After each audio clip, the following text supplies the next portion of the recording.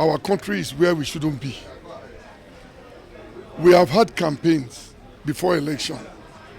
Elections are over. Inauguration is over. And we are still bickering hate speeches here and there. If I look at the eastern part of the country, they are flogging young children who went to school, the instruction of their parents. So I felt the time has come. We must all come and put Nigerian first. And that's why we call this program hashtag Put Nigerian First, putting Nigerian first. And I want to tell you, all our programs till the end of the year, that's going to be our team, putting Nigerian first. I'd like to appeal to all Nigerians. We have election is over, campaign is over. Why don't we allow governance to take place? If anybody is aggrieved, is maybe going to court. But we cannot continue to wait. Nigeria must move to the next level. That's why we brought out this program of reawakening the consciousness of every Nigerian that the tax to put Nigerian forward is a tax for all, irrespective of your religion, your tribe, or anything. So today is a day that we are starting a new, I'll put it, a revolution, that we must put Nigerian first before anything.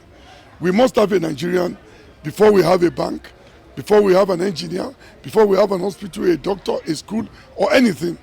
Nigeria must be put first from now. So why did you wait so up to this time before bringing up this hashtag? Well, if you say we wait up to this time, let's thank God that we even start something. Let others join.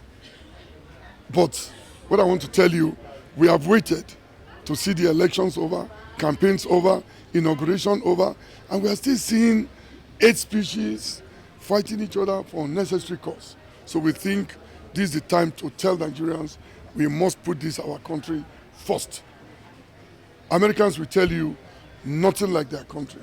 Nigerian must be our first consideration for everything we are doing from now. So how can you say, like, with the present state of the nation, and personally I know a family, a widow with 3 children that can barely, in fact they take, as of last month they were eating 1 square meal. How can you tell them to put Nigeria first?